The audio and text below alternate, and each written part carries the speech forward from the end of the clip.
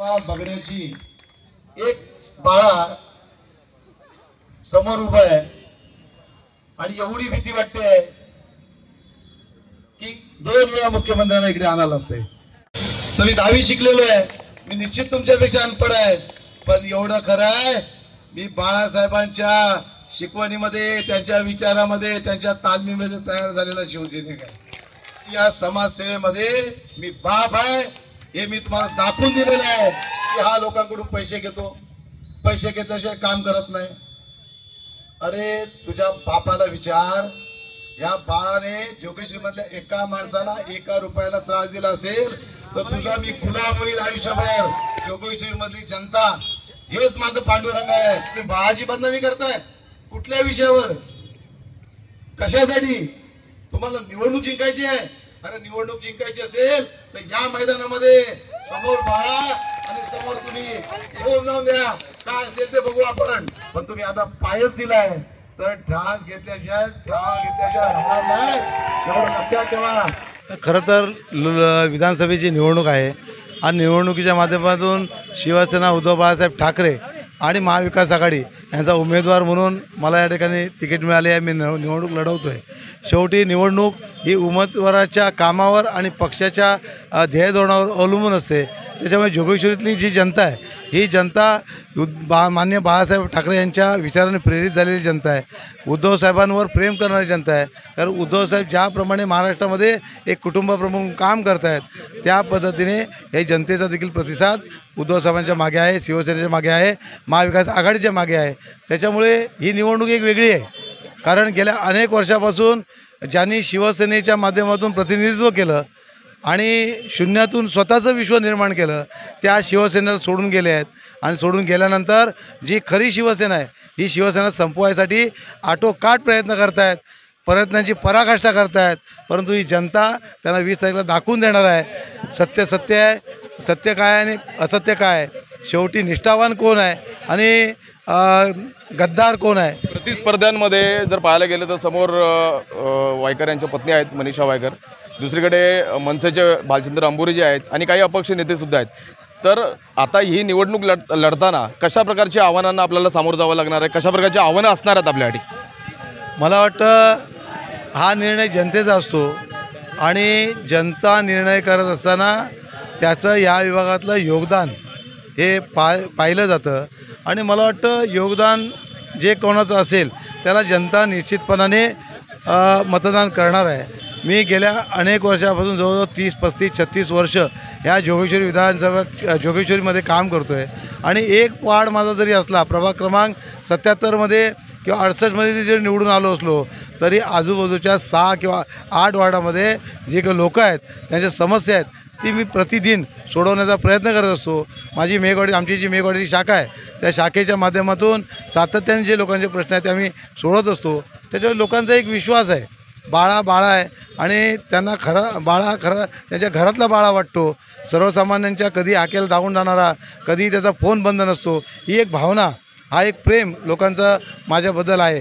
ते प्रेम मला वाटतं निश्चितपणाने त्याचा लोक विचार करतील. आणि ह्याच्या अगोदर मी असं म्हणत नाही की मी माझ्या कामाच्या रूपावर किंवा बळावर किंवा मी जनतेच्या आशीर्वाद निवडून आलो. जनतेचे आशीर्वाद जे काय मला मिळालं ते जनतेचे आशीर्वादातून मिळालं आणि त्या जनतेच्या आशीर्वादापासून मी कधीही लांब जाणार नाही आणि त्या पद्धतीने मी काम करत राहणार. त्या भावनेने आज देखील लोक त्याचा विचार करतील. नुकतंच या ठिकाणी याच ठिकाणी सभा झाली होती महायुती सरकारची आणि त्यामध्ये रवींद्र वायकर यांनी बरेच आपल्यावर टीकास्त्र केलं. त्यावर आपलं कसं प्रकारे उत्तर असेल? बरेच विषयांवर त्यांनी म्हटलं, अशिक्षित असं तू आपल्याला म्हटलं गेलं आणि बरेच असे काही जे लागणारे विषय आहेत असे त्याप्रमाणे म्हटलं. त्याच्यावर काय सांगाल? कसं आहे की जेव्हा माणसाचं स्वार्थ समोर येतं त्यावेळेला माणूस कुठल्याही फराला जातो. याच्या अगोदर आम्ही शिवसैनिक म्हणून वायकर साहेबांना सहकार्य केलं, त्यांच्याबरोबर राहिलो, त्यांच्या सुखदुःखामध्ये आम्ही सामील झालो, ते आमच्या सुखदुःखामध्ये सामील झाले. परंतु जेव्हा त्यांच्यावर जे आरोप झाले किंवा त्यांची जी ॲक्शन झाली त्या ॲक्शनच्या माध्यमातून खऱ्या अर्थाने त्यांनी ठाम राहायला पाहिजे होतं. माननीय पक्षप्रमुख यांनी त्यांना खूप धीर दिला होता. ठाकरे फॅमिली कधी कोणाकडे जात नाही, परंतु यांच्याकडे 3 वेळा ठाकरे फॅमिली आली, त्यांनी आधार दिला आणि त्यांनी सांगितलं होतं की तुला काही प्रॉब्लेम होणार नाही आणि झालाच तर मी तुमची शिवसेना पूर्ण तुझ्या पाठीमागे उभी करेन. शिवसेना तुझ्या पाठीमागे उभी आहे. तरी देखील ते न मानता त्यांनी पक्ष सोडून गेले आणि सोडून गेल्यानंतर आम्ही त्याला पाहिजे होतो. आम्ही त्यांना कशाला पाहिजे होतो की त्यांना पुढे निवडणूक लढवायची होती, त्यांच्या फॅमिली लोकांना निवडून आणायचं होतं, असंच आज म्हणावं लागेल. आणि ते त्यांना शक्य झालं नाही आणि म्हणून ते आम्हाला आज गद्दार समजत आहेत, आम्हाला अनपढ समजत आहेत. मी अनपढ होतो तेव्हा 35 वर्ष तुमच्यासाठी मी काम केलं, तेव्हा मी अनपढ नव्हतो, तेव्हा मी अशिक्षित नव्हतो.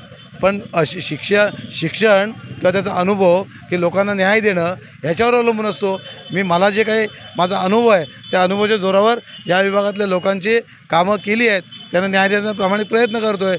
त्याच्यात काही अंशी शक्य नसेल, शक्य होत पण लोकांना समाधान करण्याचा प्रामाणिक प्रयत्न करतो आहे. आपल्या संपत्तीवरून पण त्यांनी बरेच काही आपल्यावर काही आरोप प्रत्यारोप केले होते, त्यावर आपण काय सांगा? माझं मत आहे की आपण जेव्हा 500 किलोमीटर गावावरून इकडे आलो तेव्हा 2 पैसे कमवायसाठी आलो किंवा जो काही असेल ते आपलं उन्नती करण्यासाठी आलो. मात्र ती उन्नती करत असताना दुसऱ्याच्या पोटावर मारून दुसऱ्याचं नुकसान करून त्रास देऊन करणं हे काही चुकीचं आहे. मी जे काही केलं आहे ते माझ्या कष्टाने केलं आहे. आमच्या फॅमिलीच्या माध्यमातून जी काही शेती असेल किंवा आणखीन बागायत असेल किंवा इथला उद्योगधंदा असेल त्याच्यामधून मी केला आहे. आणि जे आहे ते सरळ आहे. त्याच्यामध्ये जर चुकीचं किंवा मी जे काही याच्यामध्ये दाखवलं आहे ते खरं दाखवलेलं आहे, ते खोटं काय दाखवलं नाही. माझ्याकडे जे उमेदवार त्यांनी दाखवलं की गावाला एवढ्या जमिनी आहेत ना, माझ्या जमीन त्या वडलोदपार्जित आहेत, काही वडलोदपार्जित होत नव्हत्या, आम्ही घेतलेल्या आहेत. ते घेतलेले आहेत ना, त्यात चुकीचं काय आहे? शेवटी माझं जरी कोण काढत असेल तर समोरच्याने आपलं देखील लिस्ट पाहावी. कुठे कुठे आहे मी सांगणार नाही, त्यांनीच पाहावी. त्यांचा कुठे कुठे हस्तक्षेप आहे, तिथे त्यांचं काय काय आहे ते मला बोलायचं नाही आहे. कारण माझ्यावर संस्कार आहेत, मी संस्कारापासून कधी लांब जाणार नाही एवढं नक्की आहे. मला कोण रिवचलं तर मात्र मी गप्प राहणार, मी सहन करणार नाही. मला चुकीचं झालं मी 100 वेळा माफी मागेन, 100 वेळा पाया पडेन, मला स्वतःला शिक्षा करून घेईन. पण हे चुकीचं खोटं नाटं हे मी कधी करणार नाही. याच्या अगोदर केलं, याच्यानंतर पण करणार नाही. त्यामुळे मी कोणाला घाबरत नाही. आपल्यासमोर बरेच प्रतिस्पर्धी आहेत, अपक्ष उमेदवार पण आहेत, त्यामुळे मतांची कुठेतरी विभाजणी होऊ शकते का? काही मतं कुठे कमी पडू शकतात कुठे? आणि जोगेश्वरीकरांमध्ये बराच संभ्रम देखील निर्माण झाला आहे, कारण की मनसेचे अंबुरे जे आहेत त्यांचाही जनसंपर्क आहे आणि समोर रवींद्र वायकर त्यांचाही आहे किंवा अपक्ष इतर आहेत. याच्यामध्ये मतांची विभाजणी होऊ शकते, काय फरक पडू शकतील? शेवटी कसं आहे, हा निर्णय मतदार राजाचा आहे. मतदार राजाला सर्व माहिती आहे. परंतु जे स्वार्थी लोक आहेत ते स्वार्थी त्यांच्यासमोर फक्त विजय आहे.